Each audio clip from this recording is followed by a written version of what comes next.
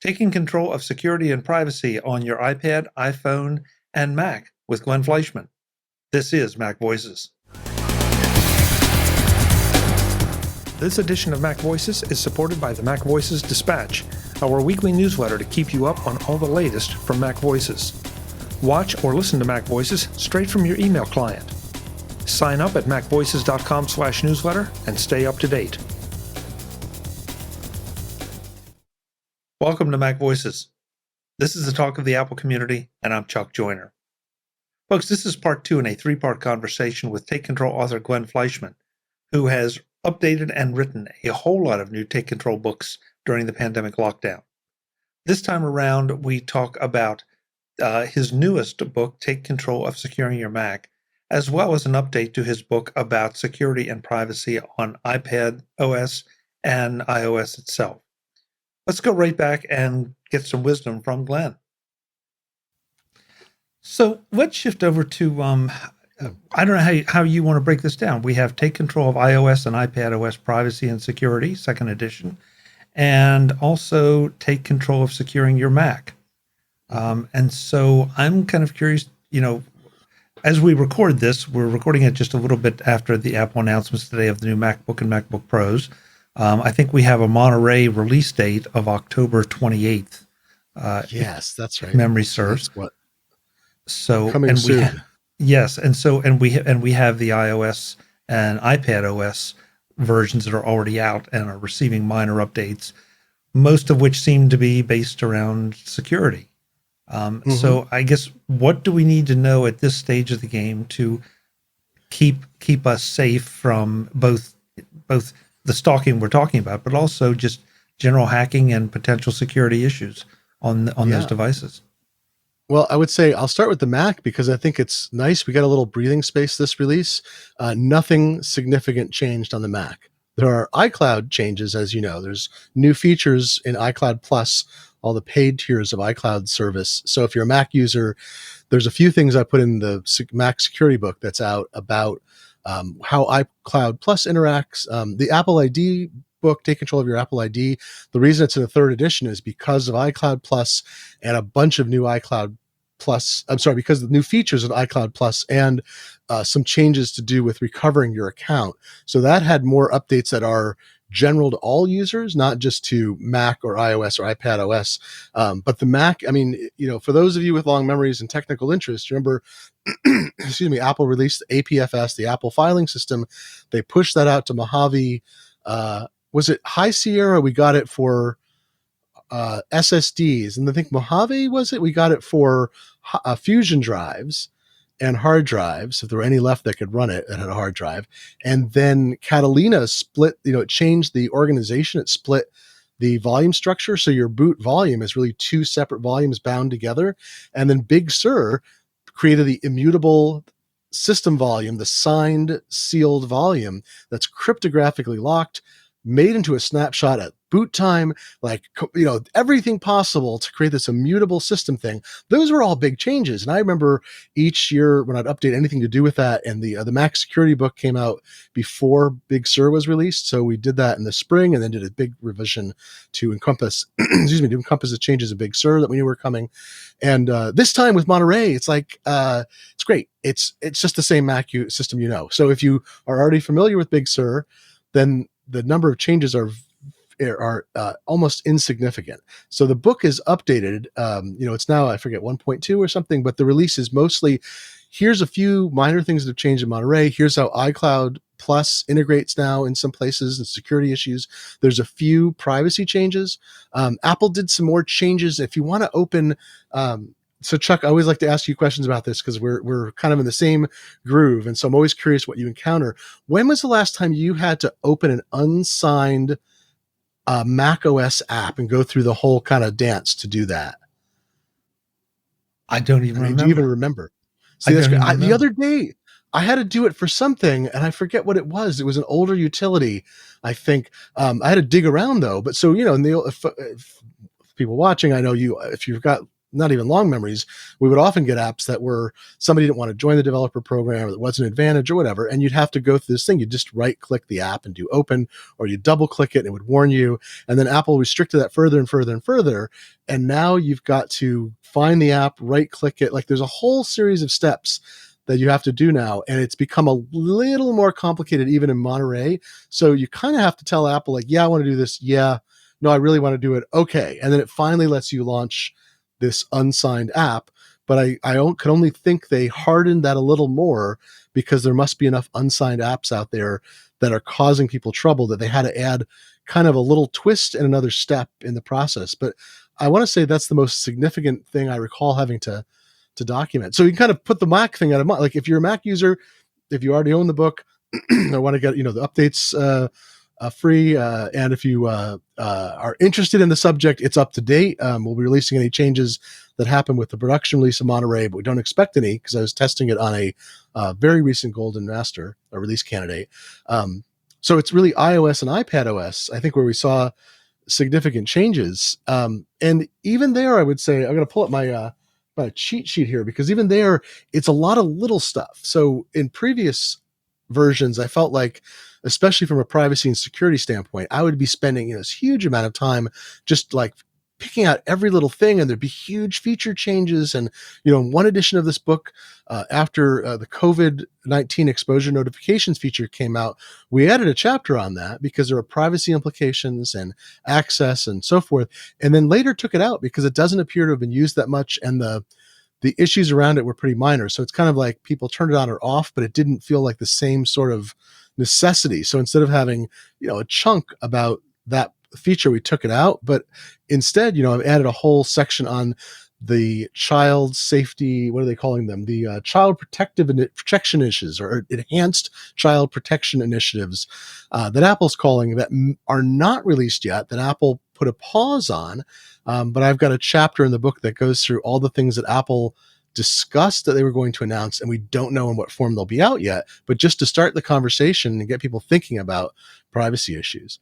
But I think the biggest ones really, there's the iCloud Plus changes are big. There's some interesting things around how tracking works now. Some of those are also in macOS, of course, but there's Hide My Email, there's iCloud Private Relay, there's IP address disguising, essentially, which is a feature you can use without enabling either of those features. So some things you need iCloud Plus for, and others, especially in the Mail app, you can just enable them, and it's not a paid feature. It's just something that's built in now.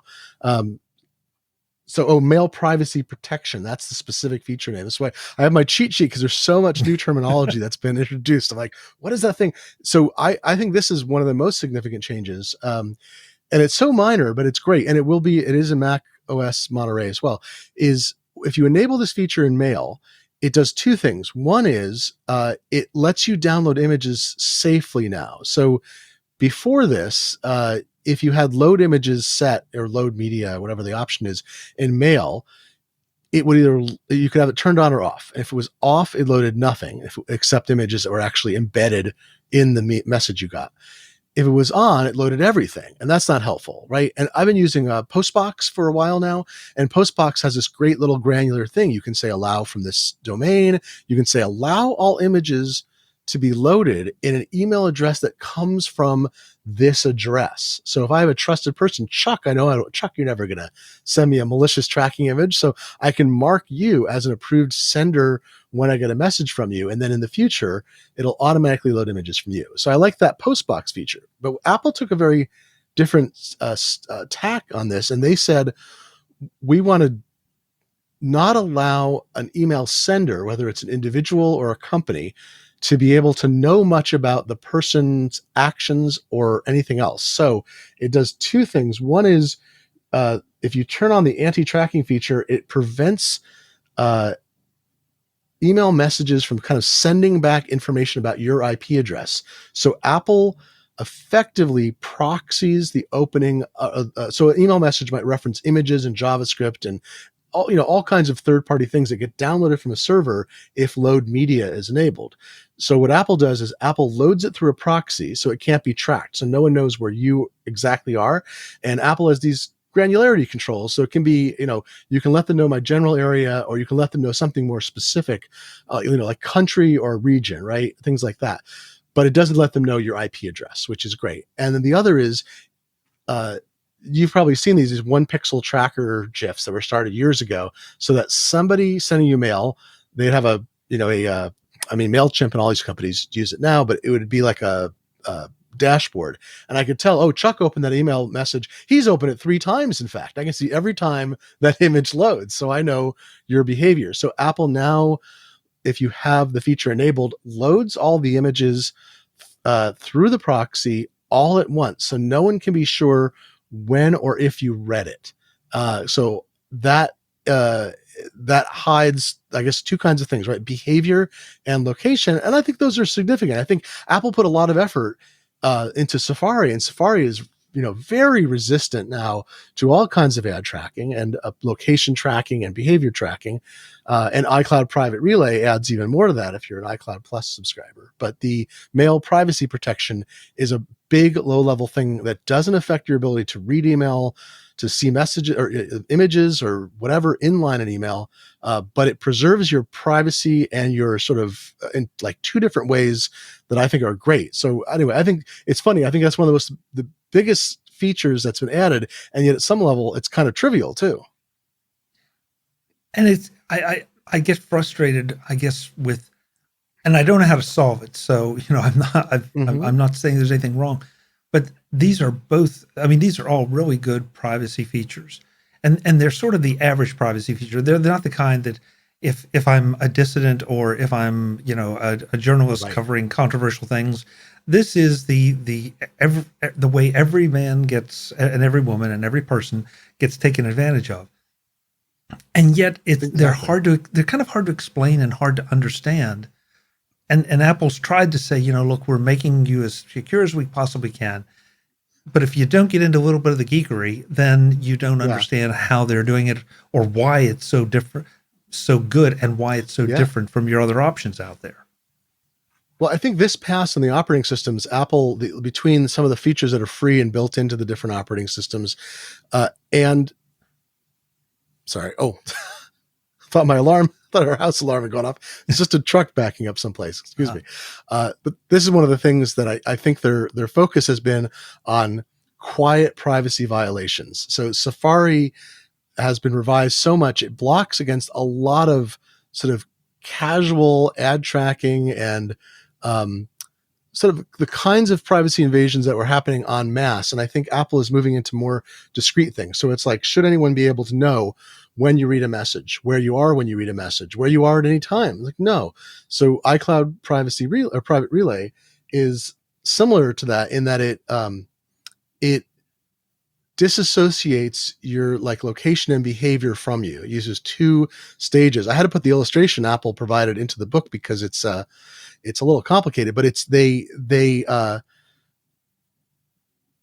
use 2 levels of proxy. So you're not requesting a page directly, and Apple can't tell exactly. They know where you are, but they don't know what you're requesting. And another server knows what you're requesting, but not where you are. So when the request is made, I think I'm explaining that right. When the request is made, so I go to MacVoices. It's macvoices.net, right? MacVoices.com. Okay, I'm just making sure. .com. I don't want to give the wrong. .com. Yeah. I go to MacVoices.com, and I don't want Chuck to know where I am. I don't want him to collect aggregated anonymous statistics about me even. So when I go there, these 2 layers of proxies make it sure that Chuck's site you don't track me. You don't know my IP address. You know the general. Apple uses a relaying technology. So I'm coming from the United States, or you might know I'm coming from the San Francisco Bay Area or the Seattle area. And then you only know the request I've made, and the intermediate servers don't have enough information to put me together either. So I can request your homepage, almost nothing about me, and nobody in between knows enough about me either. And I think that's another casual way to kind of turn the temperature down on disclosure of information without permission. And then there's another feature in iCloud Plus also, which is Hide My Email, which lets you generate an anonymous, or maybe anonymized. I would say it may not be fully anonymous because it can be associated with things, but you can create an address on demand that Apple relates for you. So you can say, I want to register at, there's already sign in with Apple, which is sites have to and apps have to opt into the sign in with Apple system. So this is like sign in with Apple, but a site doesn't have to have um, built that as a login option. So I can use Hide My Email. I can literally just, I want to create a new account at Kayak. Say, I go to Hide My Email, I generate an email address. Apple gives me this one, and it relays it to my iCloud email. I can copy that anonymous address into Kayak, and they again know very little about me. They don't know anything about me from the email address, so they can't associate me with other accounts. If they start sending me email and I can't unsubscribe, or I don't want to be involved with them anymore, I can flip a switch and stop receiving email, or I can delete that address forever and no email sent to it will ever be delivered in the future.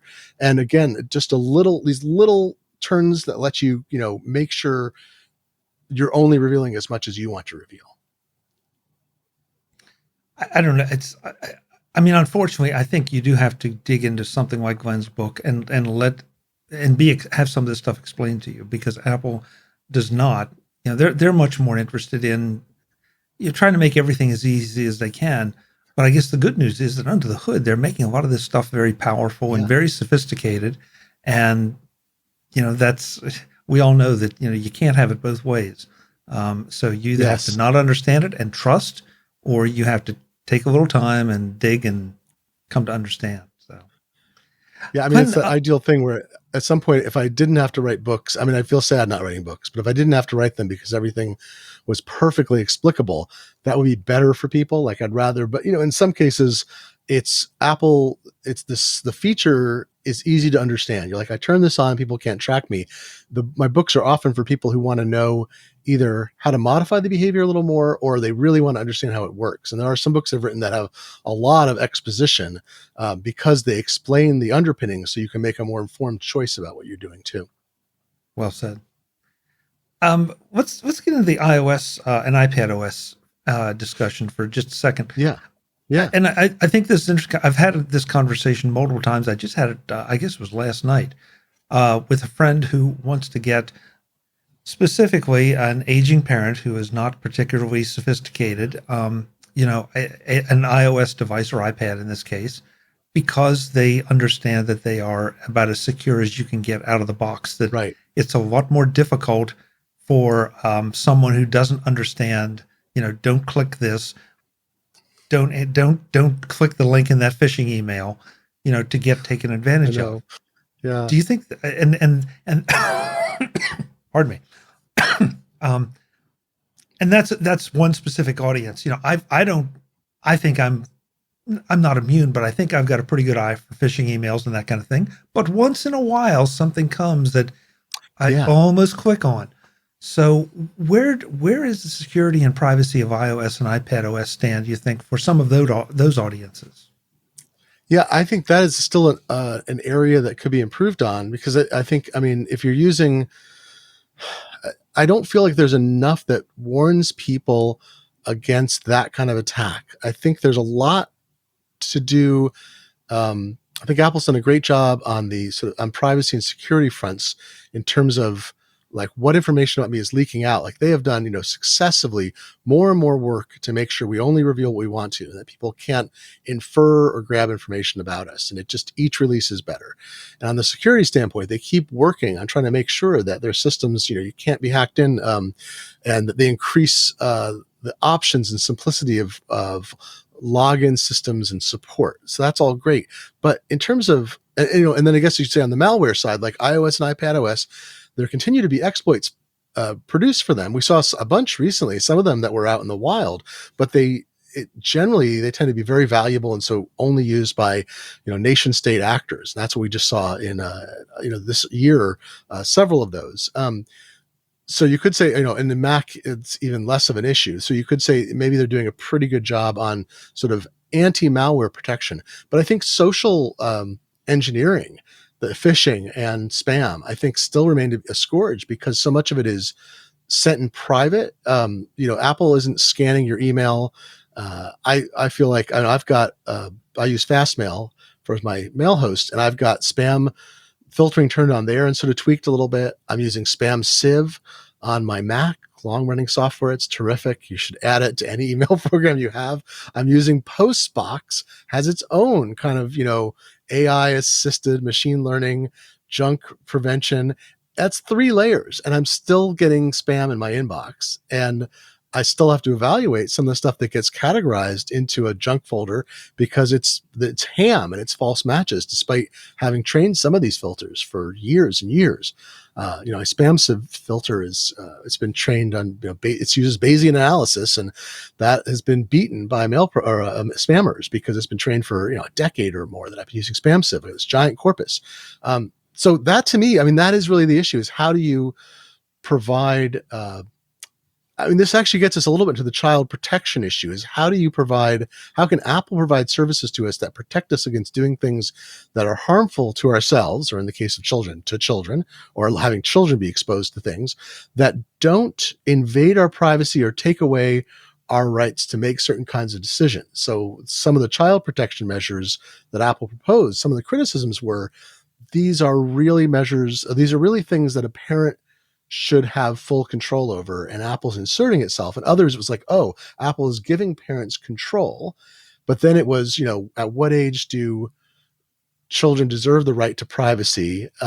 It varies by country, against certain kinds of parental intrusion on their personal lives. So you have all these balances being set, right? So you can see, just even in an area which is easier to not have as many disputes about, right? Because there's a generally accepted notion that parents have rights over children. They have the obligation to protect them and the right to prevent them from seeing certain kinds of information, certain kinds of details. And that gets us, into fights about public education and pornography and science and all that, but also against, children seeing things they aren't ready to see, which again gets us into pornography and other issues.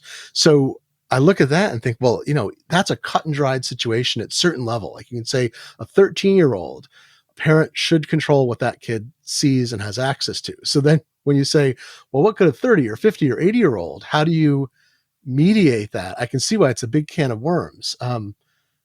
But I do think there could be better signaling and better tools that are built in that go beyond some malware just tried to be installed, or don't click this, it's a bad link, but like an email message that in real time would say, like, this is a scam, and just put scam across it, right? This is a known scam. Click here for the FTC information that reveals why it is.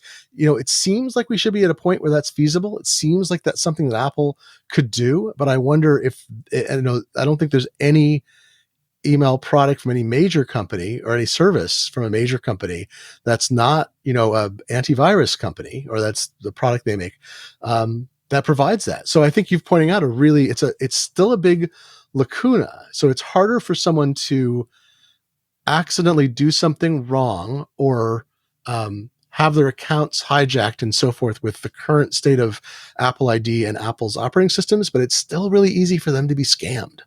I think it's a missing piece. Yeah, and it's tough, but I do feel that I can recommend to anybody, say, go to the iPad, go to the iPhone, and at the very least, they're only going to be able to buy apps from the App Store, and the odds of them getting scammed or anything else on an App Store app are greatly. I know we've seen a couple exceptions out there, but rare though. You're right. Yeah. The odds are, and as to what they are going to be downloading, that improves things right away. And since the iPadOS and iOS are closed systems, it's not as likely if they click on something that they're going to be taken somewhere they might be shown something they shouldn't. Right. But it's going to be harder for them to actually give away or get taken in any other significant fashion. Glenn Fleishman is back in the next edition of Mac Voices to finish up our conversation about all of the books that he has written or updated during lockdown. We touch on his book about cryptocurrency. We talk about some of his other activities outside being a take control author, and there's some really interesting, unusual things there, and a whole lot more. So I hope you will join us. I'm Chuck Joyner. This is Mac Voices. Thanks for watching. Visit MacVoices.com for show notes and to connect with Chuck on social media. Get involved in our Facebook group or like our Facebook page, and get more out of your Apple tech with MacVoices Magazine, free on Flipboard and on the web. And if you find value in it all, consider supporting us through either our Patreon campaign at patreon.com/MacVoices or by making a one-time donation via the PayPal link on our front page and in the show notes of each episode. You will join these fine people who help bring you Mac Voices.